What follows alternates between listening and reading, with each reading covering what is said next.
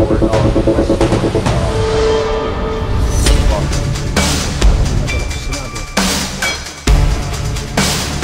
course have a very large military industry. Where the interest Secretary for having me on. All right, welcome back everyone dito sa latest episode of R&R. Sir Ronald, tagal natin hindi nagsama. Mga 3 hours na hindi tayo kasama. Pero mga 1 week naman since our last latest R&R. Ang daming nangyaring developments including of course itong nakakahumba na mga pangyayari. Marami tayong pag-usapan. Flood control, medyo pati yung paborito mong abogado, very ano siya, anti-corruption siya ngayon at talagang desidido siya na tumulong sa efforts ng ating gobyerno para labanan ang korupsyon. Talagang mga DDS natin ngayon, very involved in anti-corruption, good governance. Ha? Usong-uso ng good governance, daan matuwid na lang ngayon bigla sa Ronald, diba? Si BBM. And of course, gusto ko rin pag-usapan a little bit about itong uh, mukhang gambling, online gambling. Biglang galit lahat ng senador ngayon. Bati si Jinggoy ba kanina? Talagang nandidiri na daw sila sa pangyayari sa ating bansa. So Sir Ronald, as our resident illegal analyst, as our luminary, as not so luminous, Sir Ronald, let's start muna dito sa ICC Harry situation. Since hindi tayo sa TV katulad ng kanina, hindi ata alam ng mga tao yung safe house natin, tayo lang mga host ng One News. Kasi sabi ng tao, bakit hindi kasama yung ganito, ganito, ganito. Ano ba? Mga ano lang kami, mga host kami ng TV5 One News na pwede magkasama. Kaya talaga mga tao talaga. Akala nila ano lang yon, it's like just a fun podcast lang. So I just had to give a kind of an update about that. Okay, Sir Ronald, tapos na yung intro ko. Nandito ka na ba sa mundo? Ka-text mo ba yung katawag mo kanina yung tungkol sa flood control? Eto, Sir Ronald, what is the backstory of the backstory ng Humba? Harry versus DDS.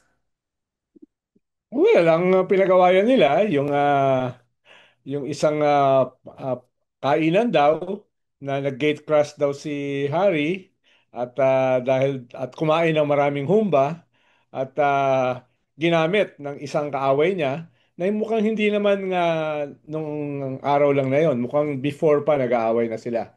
So, ganun yung tip of the iceberg na incident at nakita natin sa mga TikTok yung nangyari, no? Parang gustong-gusto nilang pinapanood ang isa't isa habang nag-aaway, no? Pero syempre, it's a part of a bigger dynamic. Yung dynamic between Hanilet and the other family, no? Yung sila Sara, sila Baste, sila Pulong, at yung mga supporters nila.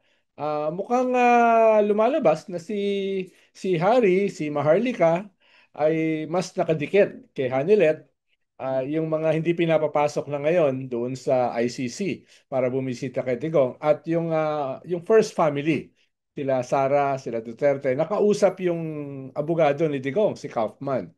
So, lumalabas na yung dynamics na yan ay nag-i-spill over na dito sa mga followers nila.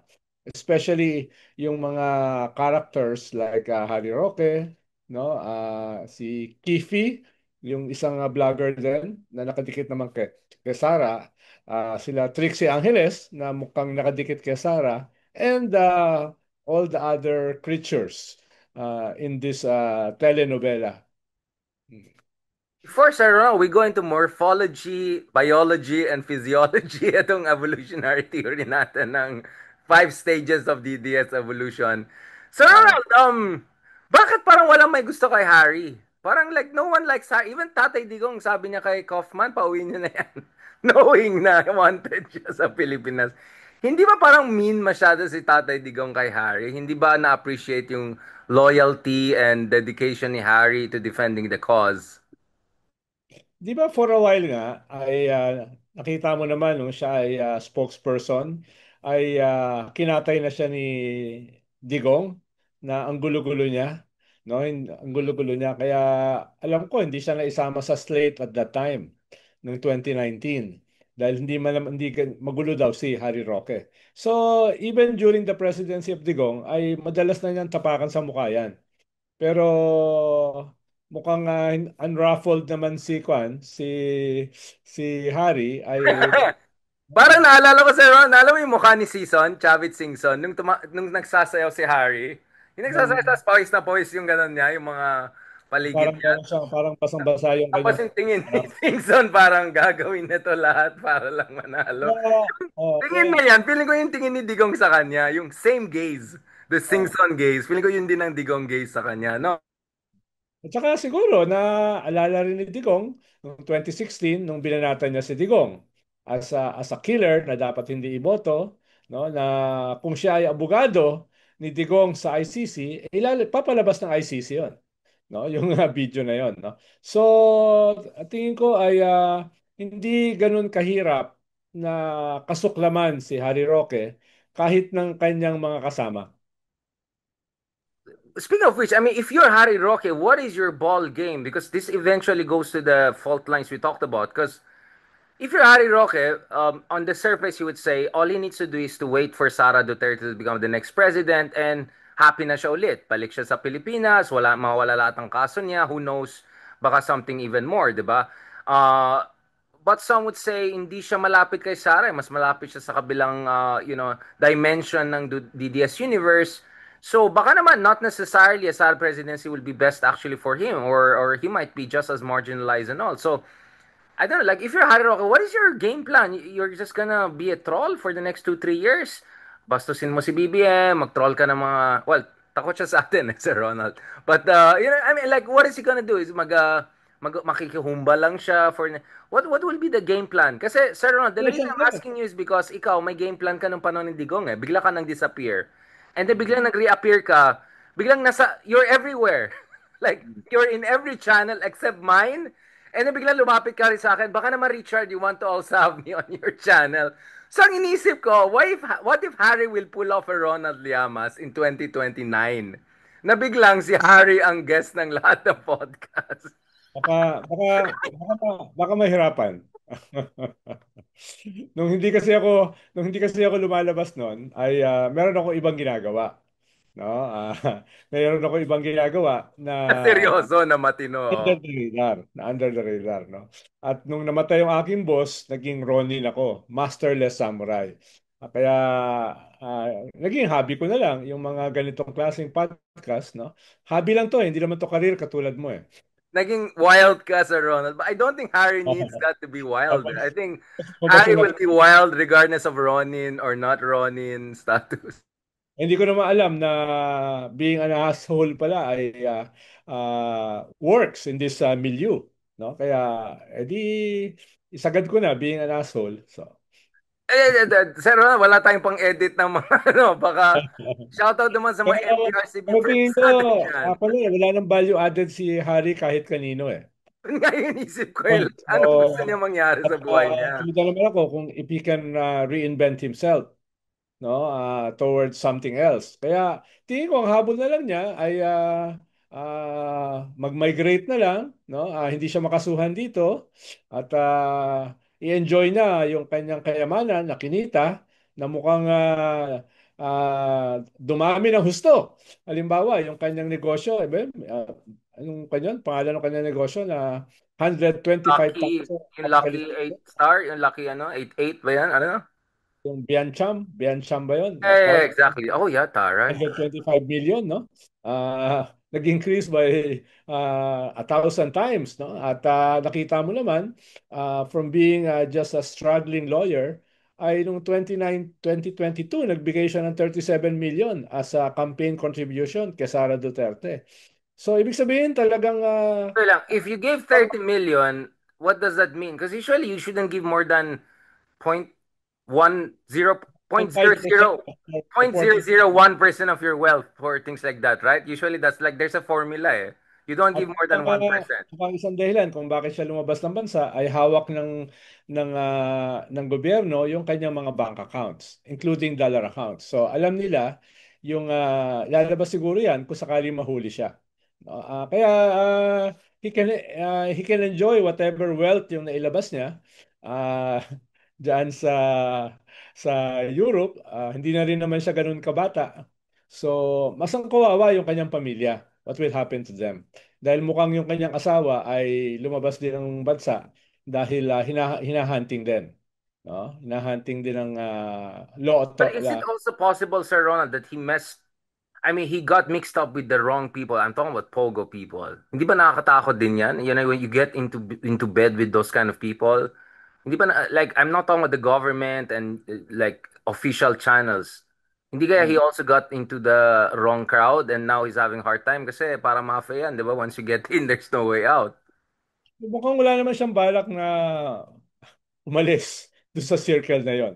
Baka nga yun na lang ang kanyang remaining link sa mga Duterte. Kung sakali makabalik yung mga Duterte, baka bumalik siya sa mga Duterte through the Pogo route, no? Baka doon na siya bumalik. Kaya I doubt kung hihiwalay siya diyan sa pinakinabangan niya na circles na yan. No? Kaya Okay, before we get depressed more about Harry Roque, because we really care about him genuinely. I mean, if I were to be a novelist, yung third trilogy ni Rizal ko, kumpletuhin ko. Siya yung isa sa aking central characters. Sino bang, mm, sir, kung ikaw, if Harry were a character in Noli Me, sino mm. siya? Doña Victorine. Sino ba siya doon? Baka yung Carabao. Okay, eto na. Wag na. I Tanong say mo ako. Ay, akala ko ba naman sir, papatulan mo in an artistic literary way, yung pala Animal Farm ang naisip mo. Okay, kung si May Animal Farm, impact ano ko eh. siya? Baka Kung sa may Animal Farm. impact. Okay. And then, baka yung human rights na ma-violate sa Ronald. Going back to this, pasensya na, Sir Harry, hindi ko kontrolado talaga si Ronald ngayon. Sir Ronald, okay, Bongo. If Bongo becomes the next president, because let's be honest, Sir Ronald, I'm hearing news that there are people who are obviously saying, okay, Sarah seems like a front runner, but if ever she doesn't run for whatever reason, whether it's impeachment, whether it's ombudsman, whether it's she just backing out, clearly Bongo is in next in line, right? And he's in a very good position to consolidate that. And the thing with Bongo is that he showed he can fight from the center, build a coalition. So what about that? Would the Bongo presidency, like, what do you even think about that? The possibility of Bongo becoming, hindi lang siya dark horse, but could be a top contender if ever Sara doesn't sustain her momentum. Like, what about that angle of this issue? Well, that's a distinct possibility. Ang laki ng kanyang pagiging number one. So, hindi lang siya nag-number one. Medyo malaki yung kanyang pagiging number one. Around 28 million. No? So, malaki yan. 7 million Although, more than number two. Oh, yeah. alam naman natin na yung mga nagna-number one sa Senate doesn't necessarily become vice presidential timber or presidential, even a presidential timber. Kaya hindi pa nangyari yon. Kaya hindi yun formula for something But you're higher. talking about someone who was the right-hand man of the former president, right? You're talking about someone like he's not just your Mar Rojas or your usual number. He's not just a Grace Po or Cynthia Villar na number or Robin Hood Padilla, right? He has a whole machine behind him. He built all that machine. He's the only one I know na parang senador na nga pero assistant pa rin ng president. I mean, like he had an incredible situation, right? In terms of the power and influence and network he built. Well, yes. Pero kung maglalaban or magbe-break up sila ni Sarah, ay may cost sa kanya yon. Dahil isang dahilan kung bakit nandyan siya ay dahil ang tingin ay nasa inner circle siya na hindi naman nakikita ng mga tao yung ganitong klaseng division. Ang appreciation pa nila ay magkakasama silang lahat. Kung makikita na siya ay nakahiwalay, most probably it will cost him. No? Kung makikita sila. Ngayon naman, yung karaniwang tao naman, hindi naman nakikita ito nakikita natin. No? Hindi nakikita itong ganitong klase mga dynamics between Hanilet and Sarah, Maharlika and Harry with others. No? So, ang nakikita nila ay magkasama pa sila. Pero kung hihiwalay si Bongo, tingin ko definitely meron yung impact downward para sa kanya. Maliban pa sa ah, parang on his own, maliban dun sa spin around him, ay parang hindi naman siya ganun ka-compelling. No? Kaya we have to see how it works out. No? Well, I Uh, mean the Malasakit Center thing, right? I mean, but it's a that's strong over now. brand. No? Wala na yung Malasakit Center. So, nagamit niya yon last election. I doubt kung magagamit niya yon sa 2028 dahil masyado nang malayo. No? Kaya yun, yung whether they will fragment or stay united will really impact doon sa kanyang mga possibilities for 2028. No, I doubt he will run if Sarah is still in the race. But I think if there's any indication that Sarah might not run or something, he might make a move. Yun ang sense ko, di ba? I mean, remember, wasn't that also what happened to Sarah with BBM, right? Like, everyone saw Sarah as a front runner, and then nagkaroon ng dynamics with Bongo, Dugong, etc. And then basically the Marcoses came in and ate their lunch, right? And their lunchbox and the whole room, right? Ang, So, ang maganda kasi sa sitwasyon ni Bongo, kahit tumakbo siya for a higher office sa 2028 at matalo siya, he will still safe remain pa as rin siya, yeah, 3 years, yeah. unless may mga kasong isasampa sa kanya, no? Hindi ako magugulat kung meron ay ayun, magkakaproblema siya na malaki. Yun nga. So, but Ano, if Sarah you doesn't will have run, a new ombudsman na hindi yeah. na nila hawak, no? Mm, Tapos sisimulan uli yung Quadcom, right. no? I doubt kung tatamaan siya sa ICC. Mukhang tatamaan mas si Bato at saka si Right. Albialte. So, Although, ah we had Attorney Crisanta. although ngayon, may mga lumalabas na against him. Halimbawa, dito sa mga projects, sa mga flood control, meron yata siya mga kamag-anak na nabigyan ng ganitong kalalaking mga Allegedly, project. yeah. So, tingin ko, sisimulan niyang gamitin against him. No? Itong mga ngayon pa lang lumalabas na mga kamag-anak niya na involved sa government contracts. But So, if you're BBM administration and you don't have a clear successor, wouldn't it be smarter for you just to keep things on an even kill with Bongo and focus on the Sara one? Because that's the most clear threat to the admin. And maybe for them, Bongo is the more reasonable person they can deal with based on past experiences, based on the read on him. Because one of the things that people are looking at is the possibility that some within the admin might be more comfortable with the Bongo than a Sara Duterte. Do you see that well, kind of bifurcation definitely, vis-a-vis BTS we can camp? look Yeah. at Bongo as a lesser evil than Sarah, but a lesser evil is still evil at pwedeng sumabog sa mukha nila yan. I doubt if they are willing to take that leap dahil whether si Bongo ay may distance kay Sara, loyal yan kay Digong. At ang nagpakulong kay Digong is the Marcos government. No? So they will never be sure what a Bongo partnership will entail. Pero ang malinaw at this point, no, hindi nila mapagkakatiwalaan si Bongo in relation sa China, in relation kay Digong sa ICC, no, even in relation with Sara. Dahil hindi pa naman nag-deteriorate beyond a point na hindi na magsasama yung dalawa. So if I were the government, that will be a last resort. No. Yeah, and I'm talking about desperate Oh. situation thing, right? Like parang wala tayong ipanalo dito, yung mga dilawan ayaw sa atin. So, dito na lang tayo. Parang you could look at that, or Bongo works it from the center, whereby he doesn't only have some DDS with him, if not the whole DDS if Sara doesn't go in, but he also has some people from the other side na who cannot work with the pinks or whoever will be on the Ang maging desperate moves nila ay itong charter hindi change. mag-work, magba-backfire yan. Yung That's ni dangerous, Deputy, yeah. ni Deputy Speaker Ronnie Puno, no, yung Con. Pino-float na niya ngayon. That's dangerous. Okay, let's talk about that. I mean, doesn't that reek of desperation? I mean, it's not like first time yan. We saw the other year. Hindi naman nakipag It's a bit late, no, para yeah, it's sa too late. Chacha. And it No? could backfire. The way it looks like desperate na, okay, we cannot win, we cannot secure ourselves. We didn't get the impeachment through, so ganito na lang.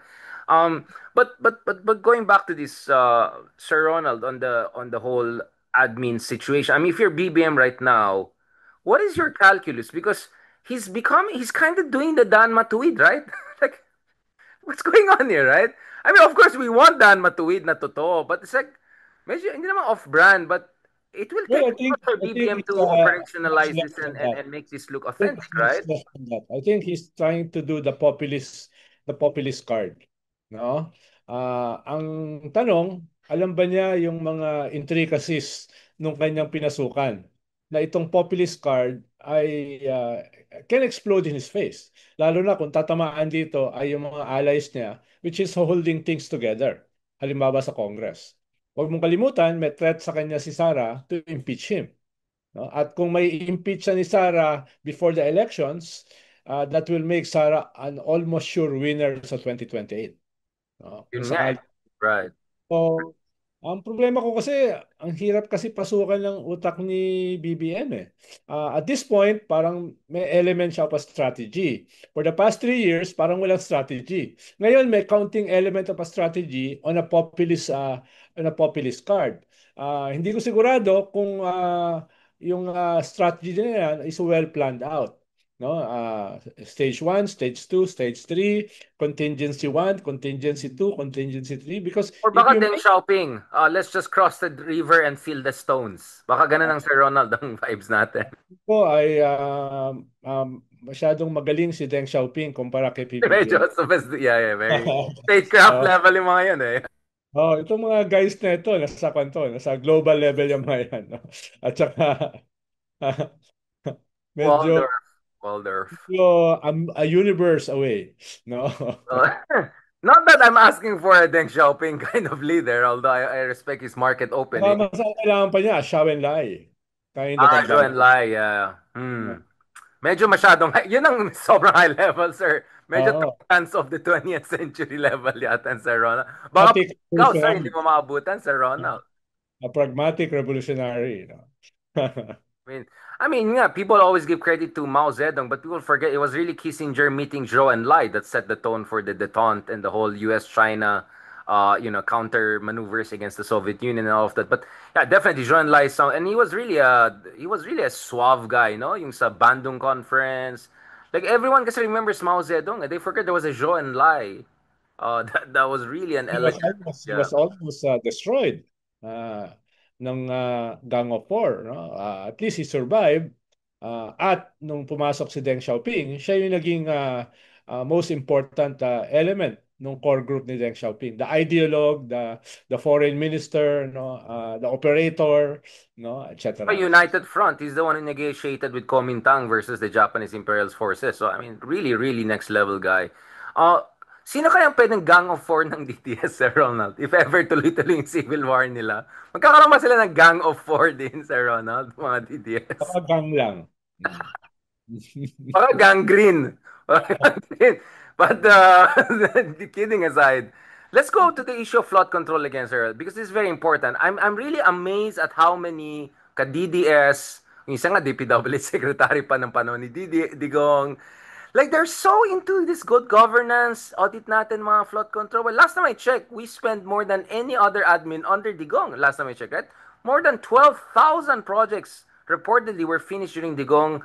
According to Senator Lacson, I think close to ₱1 trillion was spent over the past decade, bulk of it during the Digong administration. So, I mean, we have friends na in good governance mayor's group. We have friends like your favorite lawyer na wala siyang ipanalo.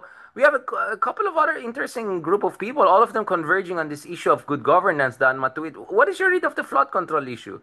Kasi you were talking about this shouldn't explode in the face of BBM, but this is obviously being, I mean, even si Toby, what's Toby doing? Like, di ba yung alyansa ano yan? Manager, campaign man. Bakit biglang nag-ano siya ngayon? Ano ba nangyari sa Ronald? What's going on? I mean, isn't this a dangerous gamble for BBM unless he's really ready to go all in? Well, una, because of the confluence of events. Yung onus ng flood control ay nasa gobyerno. Specifically sa Congress, sa DPWH at saka to some extent sa Senate. So talagang gagamitin niya ng mga DDS dahil sa ngayon ay ang flood control as a catastrophe ay nasa kamay ng gobyerno, which is a Marcos government, no? Ikalawa ay they smell blood. Nakita nila yung dynamics within different factions of the government. Nag-aaway ang House at saka ang Senate, nag-aaway ang uh, mga tao mismo ni BBM like Toby Chanco versus the Speaker versus Saldico. So, yun yung ikalawa na gusto nilang patuloy na gatungan yung divisions na yan, no? Yung mga divisions na yan. At ang tingin nila ay masyado ng malayo. 3 years is a long time for them para ungkatin yung kanilang mga sariling mga flood control projects na mas marami mas marami at I'm almost sure mas tainted by anomalies, no? Mas tainted by corruption, no? So, para ungkatin 'yon ay kailangan gawin ng gobyerno yung kanilang homework, no? Dahil ang problema kasi sa gobyerno, hindi na weaponize yung mga weaknesses ng mga Duterte against the Duterte. Like itong corruption from Parmali, di ba, to medicines, yung West Philippine Sea na overwhelming yung support against China, hindi nila na-weaponize yan. So, ang tingin ng mga Duterte ay we have the upper hand dahil itong gobyerno ito don't know how to create a narrative against us. Kami yung nakakakuha ng momentum against them. No? Kaya talagang i-maximize ng mga Duterte itong conjuncture na ito na hindi na ma-maximize ng gobyerno. So where does that leave us na neither DDS nor admin or neither Well, we're doing our stuff. Like, in a way, we won in the midterm. Diba? In a way, we won in the midterm. Dalawa yung pinatakbo nating senador na wala sa Magic 12 pero nakapasok sa top 5. No? Yung party list natin, nanalo. No? Historic win, the highest sa history ng party list. Mga local candidates natin, karamihan nanalo. So, in a way, within our limited sphere, ay na-weaponize natin yung ating pagiging anti-Duterte and critical of the government to our advantage. No? Although going into 2028 ay kinakailangan mo mag-Lenin, kinakailangan mo mag-direction of the main blow, di ba? So you have to consolidate yung maayos yung dynamics within the pink and the yellows at after yan, then around that, build a broad united front against the Duterte going into 2028. Sinasabi ng mga DDS forces walang kandidato ang mga Marcoses kaya susuportahan nila ang mga pink. Even the DDS ay kinakalat na dahil in their own strategy ay kailangan niyang ilantad yan. No? So, yun yung ating ginagawa. No? Ang kailangan lang natin gawin ay mag-scale up in terms of unities, in terms of strategies, in terms of key result areas going into 2028. Dahil hindi But na aside to from scaling up, Sir Ronald, how do you insulate? Kasi my worry is the DDS are hoping to split yung pink movement. Like yung nagkaroon ng debate between pro-Lenny and pro-Risa and then later on, si Sunny pa, meron pa siyang ibang angle. I could see the DDS were having fun. I mean, literally some of their propagandists were laughing if I emojis. were the DDS, I won't intervene. Dahil kung mag-i-intervene sila, baka lalong ma-unite. No? Kaya at this point, kung yung mga DDS ay more strategic in their analysis, di sila gagatong. Dahil pag gagatong sila, mahalata eh. At kung mahalata, lalong mag-unite yung mga pink against them. So don't interrupt your enemy when he's making a mistake, ala Napoleon. But having said that, remember when Sara Duterte was asked, totoo ba yung sinasabi ni Sunny na magkaibigan kayo ni Lenny? Ano sabi ni Sara? Parang tanungin niya na lang kay Lenny? Something like that? Like, how do you see that angle? Oo, tingin ko it's not about sophistication. It's more about ano ba talaga yung relasyon nila. It's not yet on the level of gatong. No, wala pang ganon. Again, yung mga nare-recognize ko ng mga advisors ni Sara are no longer yung mga dating mga Harry Roque, mga Panelo. These are more professional itong mga nagpapatakbo ngayon. So, hindi yan mga house-show. No? At ang problema, ang nakikita ko medyo house-show ay yung yung Malacanang. Parang may vacuum ng mga strategies. Parang may vacuum ng political operator and negotiators. Yun yung problema. Tingin ko yung mga Duterte ay nag-i-scaling up in terms of strategies, operators, no? At if they can get their act together, ay mag-move sila in a positive way. No? Kaya this is now a war. Ang problema sa isang war, kailangan ay ma-weaponize mo ng husto yung iyong kampo. No? At sa ngayon, medyo may problema yung gobyerno in terms of divisions inside, Yeah. in terms of weapons they can use. No? Ang pinakamalaking problema nila is the narrative. the communications. That's why ngayon lang ako nakakita ng gobyerno nagpalit ng 5 beses ng communications head, no, in 3 years. No, in 3 years. So, Well, I mean, so kanilang better ayusin yan. change than sticking to They a can no bad longer one. afford that eh. They can no longer afford that in the next 3 years. No? They have to Pero consolidate. kung tatanungin mo, medyo tahimik si Gomez. Yung bagong communication head. Wala ka pa masyado naririnig sa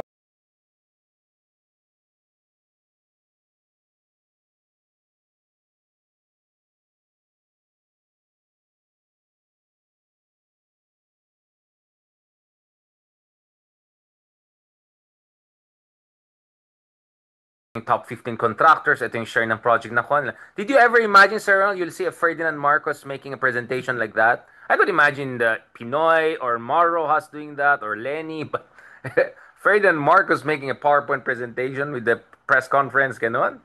I mean, isn't that nakikita an kasi niya, opening? ha? Hmm. Nakikita niya na nagkaroon ng controversy sa budget last December na dahil diyan gumuho yung kanyang approval ratings. Tapos nangyari yung midterm election na which was supposed to be a plebiscite on his leadership at practically hindi siya pumasa. So nakikita niya yan eh. So he has to do something drastic. He has to do something dramatic. At itong populist card, possibly, yung nakikita niya na scaling up niya dito. Hindi ko sigurado kung natansya niya yung epekto niyan sa kanyang sariling base. No? Sa kanyang sariling base. Pero, Does he ah, have even a strong base anymore? Like, what is this? Solid North plus what? NCR? Because if you were to believe some of the surveys, Bongo and Sara are already doing very well in NCR aside from Mindanao. yes. No? Yes. Ah, dahil nga, wala silang rival. Ibig sabihin, yung gobyerno ay on the defensive. So itong nasa offensive na ito, lalo na ngayon na nanalo sila sa impeachment, they will create that momentum. Diba? Sila ngayon ang boses ng rule of law. Yung mga pro-impeachment ngayon, ang parang unconstitutional. Sila ngayon ang against rule of law. So, yun eh. Kaya may momentum na nakuha ang mga Duterte dito sa impeachment. Yeah, especially with the also Supreme Court ruling Because there. Yeah. the momentum started with the midterm election na nanalo yung kanilang mga kandidato at natalo yung mga kandidato ng alyansa. Tapos And dito hindi nga tanggap nila Jimmy Bondoc na talo sila, di ba? Parang feel nila mas maraming pa dapat nanalo sa kanila. Parang ibang klase to mga to. Kaso correct. dapat si Ben Tulfong umakyat. Mhm. Correct. So, while they're organizing their momentum, parang ang sagot ng gobyerno is this populist card related sa corruption, specifically on flood control. Na okay naman as a strategy. Ang problema, natatansya ba nila kung paano nila i-handle yung fallout? Yeah. Kasi may takumaan sa mga kasama nila eh. No? Unless malinaw sa kanila na i-immunize nila yung leaders nila, meron silang gagawing sacrificial lambs. No? Tingin ko yun yung pwedeng compromise. Pakinabangan mo yung populist card, pero at the same time, protect your own people or at least most of them. At to do that, kailangan mo meron kang isasakripisyo. Is this also about BBM trying to show that he's not a lame duck?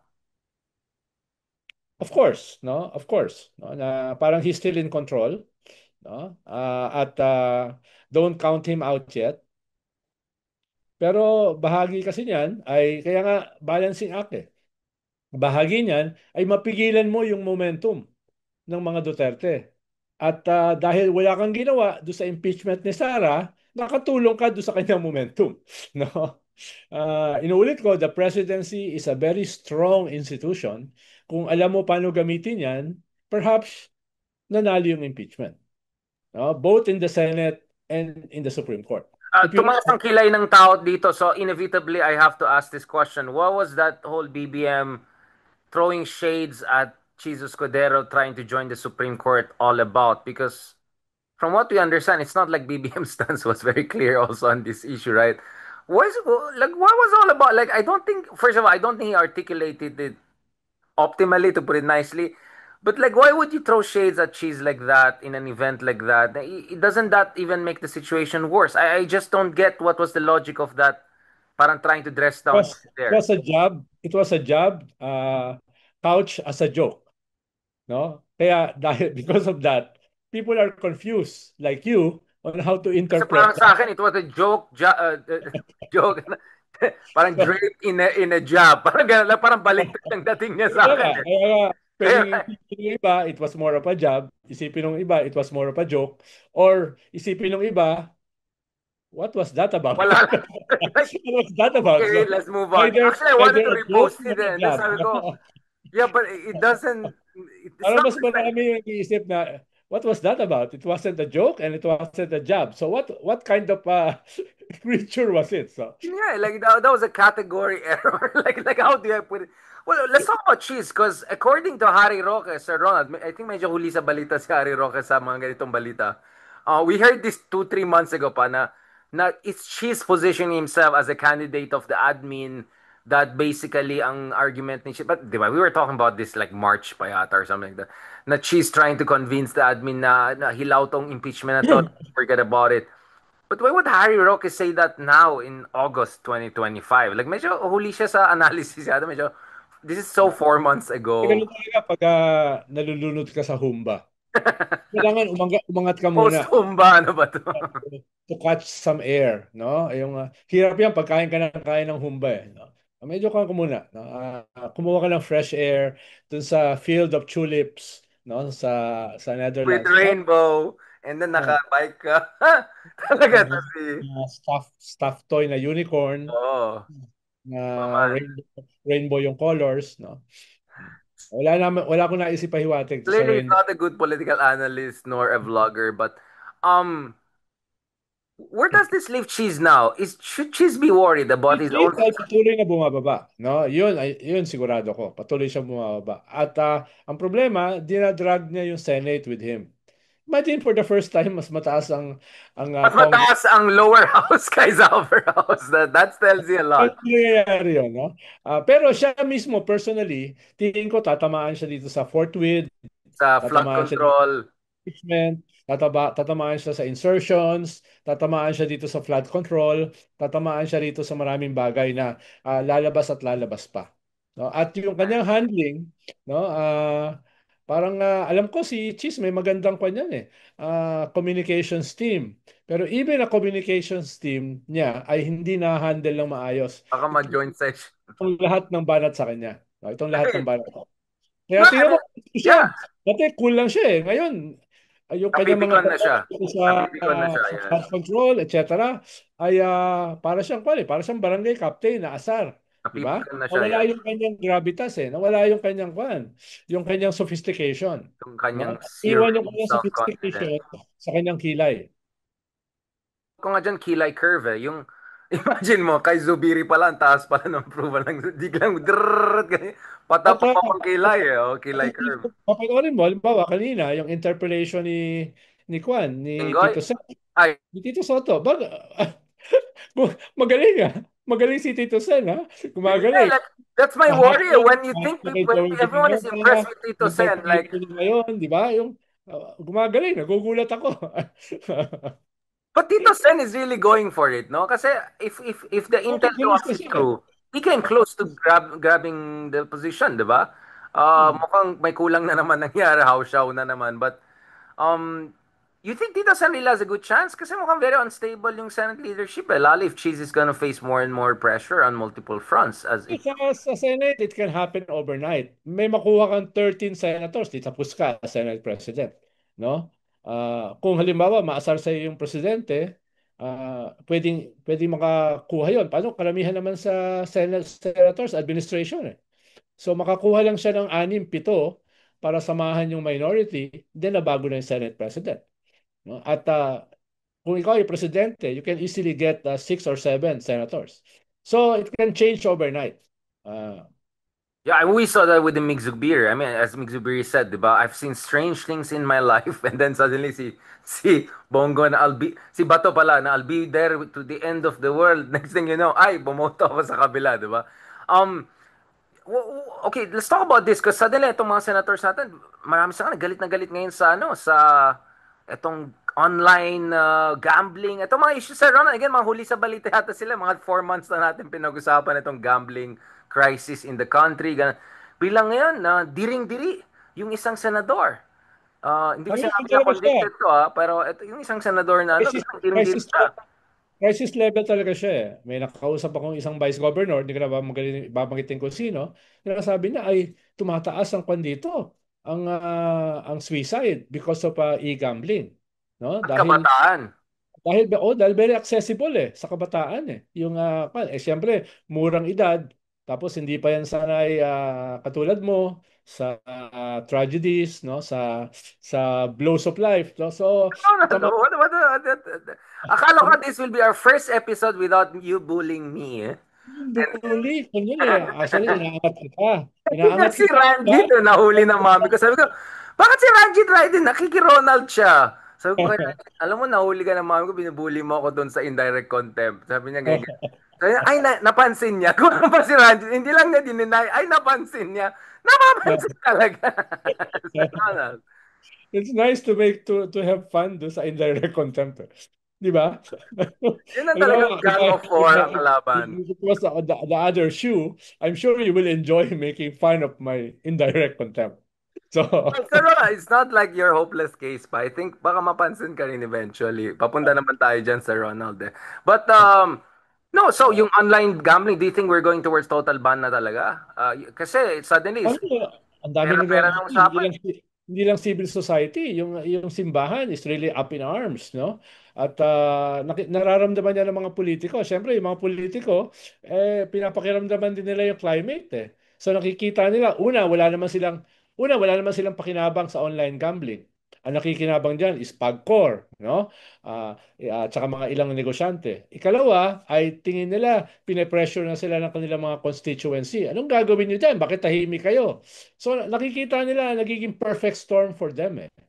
Makikinabang sila in relation sa tao, tapos wala namang maibabawa sa kanila dahil wala naman silang pakinabang diyan, no? Or yung iba baka gamitin 'yan para magkaroon ng pakinabang, no? Wait lang. No?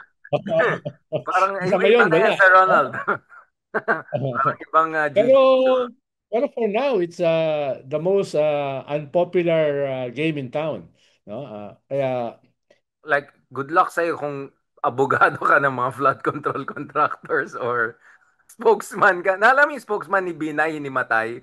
Naalam mo yung time na yun may hinimatay na spokesman ni Binay, yung tinanong sa kanya yung inquirer na mga expose, hinimatay siya bigla. So, feeling ko kung mag-spokesman ka ngayon, good luck sa'yo sa alam ko yan, contractors dahil at gambling.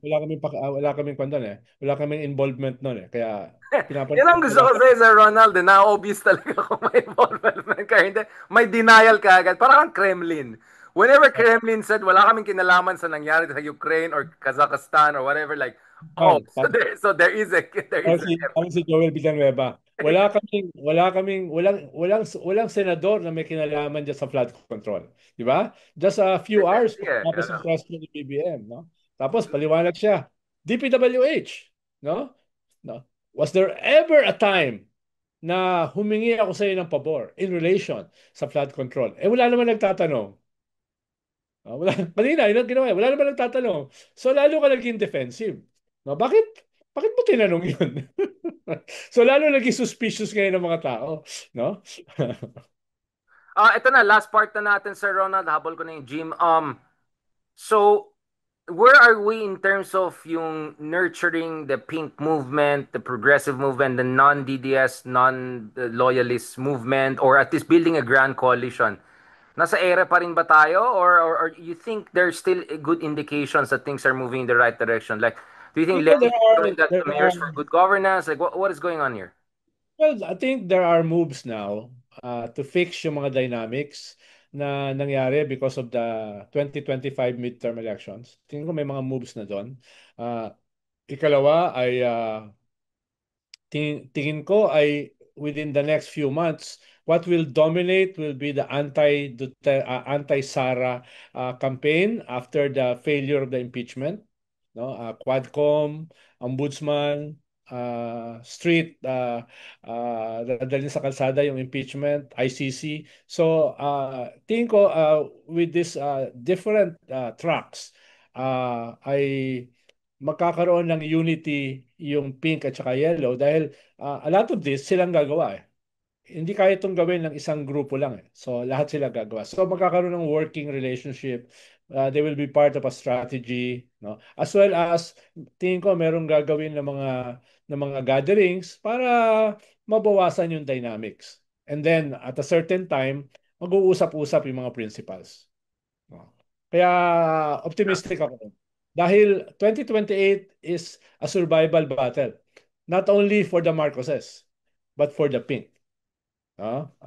Kaya I mean, to put it mildly, baka naman mag-second exile tayong lahat. No, but yeah, I mean, that is not lost on them. No, that is not lost on them. yeah. I mean, how do you see Kiko and Bam performing so far? I mean, I think they're doing okay.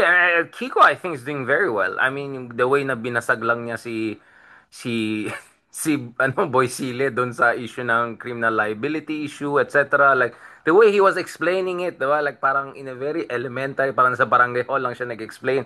Kiko is stepping up. Are we overlooking Kiko? Do you think we're being unfair to Kiko? Now, we always talk about Lenny, Bam, Risa. What about Kiko? Are we overlooking him? I'm not sure. No, I'm not sure. Tingin ko naman he's still in play. No? Pero parang hindi naman niya pino-float pa yung sarili niya as a contender for 2028. No? Lalo na meron siyang 6 years as senator. No? Baka ayaw na niya mangyari yung nangyari last election na sinacrifice na yung kanyang pagiging senador for the vice presidency na medyo wala siya chance. No? So baka mas circumspect siya in terms of his role sa 2028. No? Pero who knows? No? You still have 3 years. So kung sino yung maka-create ng isang more compelling narrative, pwede siyang sumulpot. Pwede ngang from out of nowhere, merong Black Swan na biglang sumulpot. Who knows? No? Yung paborito mo, si General Torre, at the minimum ay Yun! Yun ang gusto ko marinig sa Ronald, ah. minimum, Nagtatampo na senador ako. yan. At the minimum, senador yan. No? Yung ganun ba? May mga, Not enough, not enough. yung ating landscape, yung ating bansa, with its weak Yeah, fluid. institutions, no? Minsan unpredictable yung susulpot. With stronger institutions, mas predictable yung resulta. With weaker institutions, you don't know what will Turnout. happen. No? Yung negative side niyan, you can have a Duterte. Yung positive side niyan, you can have a Pinoy. 'Di ba? So it's part dun sa pros and cons of a weak political system. No? Ito talaga, Sir Ronald. Huling-huli na to. 5 minutes na lang matapos na. So, ito. Sir Ronald, like kahapon lang ay puno na naman yung email ko. Sir, paano napuno yung email ko? Sabi ko, di naman ganun kadaming email. 100 gigabytes ang pagtingin ko, yung dami natin episodes doon na napupunta sa Google Drive ko. So kagabi, it took me so long to delete all our episodes together. Ganun. Tapos na-realize ko, ang dami para natin pinagsasabi sa lahat the past 2 years and all together, Sir Ronald. Honestly, like, I know regular ka rin sa mga kabilang channel and all of that, but, I don't think they're in the same ideological universe, the same way you and I are, right? I don't think, are they?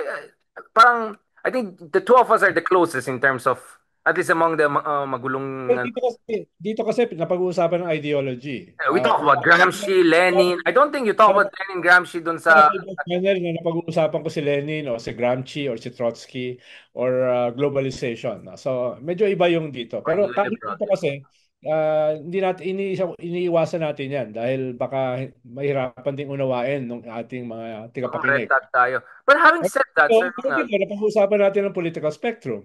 Napag-uusapan natin dito yung progressive movement, di ba?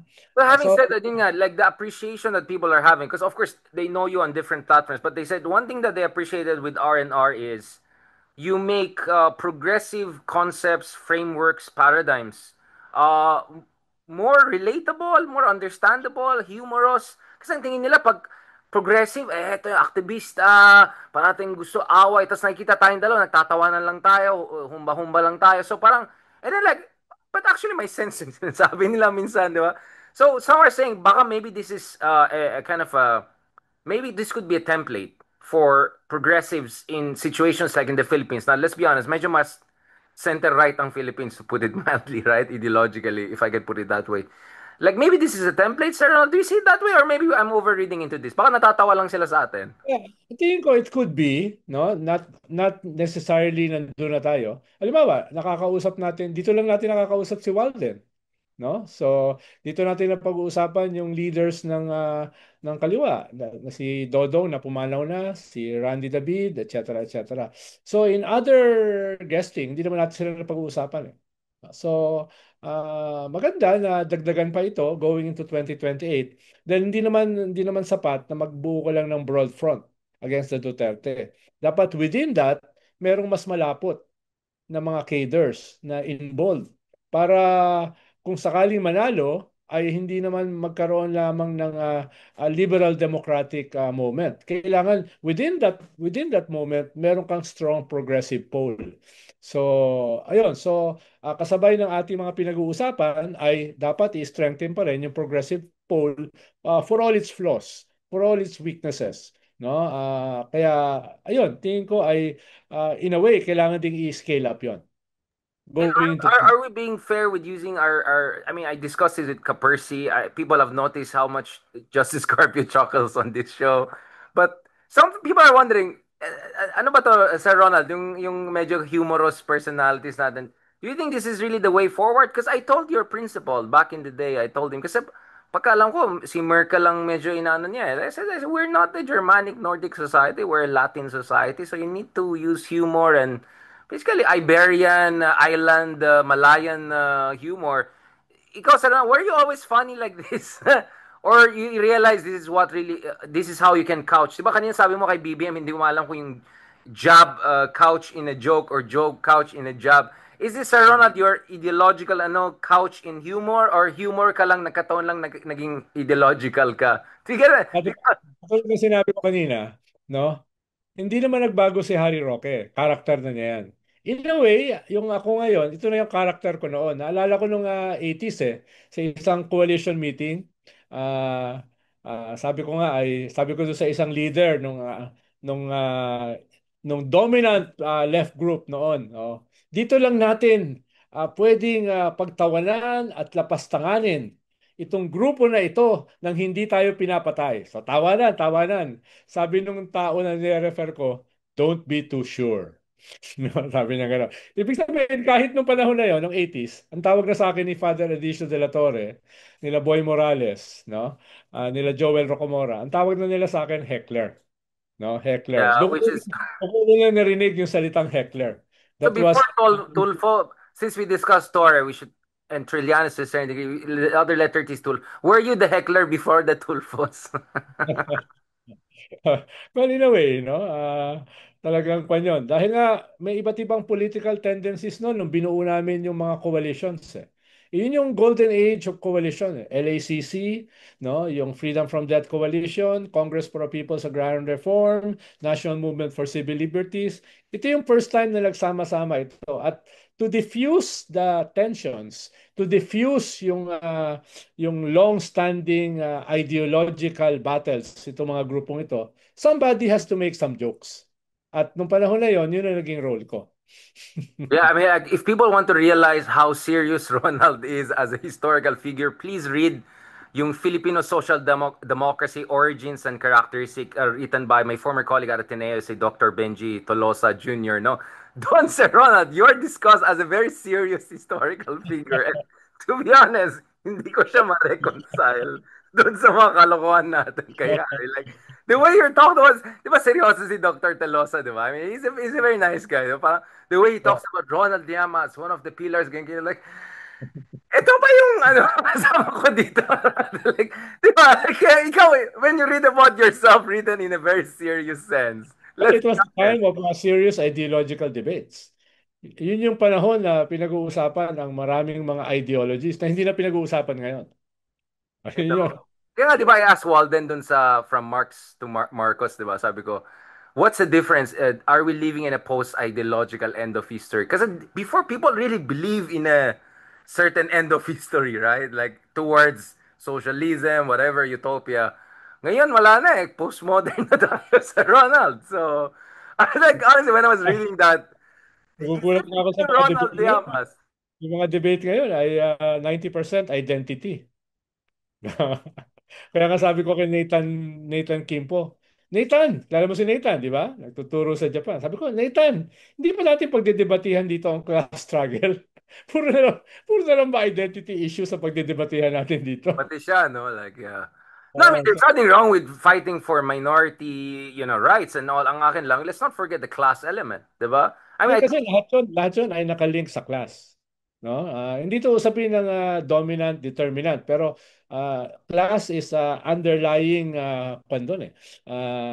ethos sa lahat ng mga debate na yan. Hindi ko siya titignan as standalone issues, yung identity issues. Titignan ko siya as interrelated. But that's a different topic. that's a different topic. And just to end on this note, Sir Ron, I mean, like, I think one reason two of us can relate with each other, even though you're from another school and background, I'm just from UP and all. Is that I think both of us are like the typical middle class na nagkaroon ng, wait lang, parang may mali, di ba? Parang ganun. Magbasa nga ako dito, ano meron, di ba? Tapos meron kang Shogun na bully na personality, kumbaga nag-jumble-jumble. Tapos para sa tayong love natin, mommies natin. Di ba? Kaya nga nakaka-relate tayo kasi medyo similar. I mean, none of us come from like political dynasties. Wala tayong noble oblige, Sir Ronald. We're just noble. Noble. Walang oblige. Or oblige lang, walang noble, sorry. So I just felt class element matters eh. You coming from that kind of background. Although I still wonder why Walden said I remind him of his dad, sabi niya, yung flamboyant. I was not sure. Is that a compliment? Sabi kong ganun.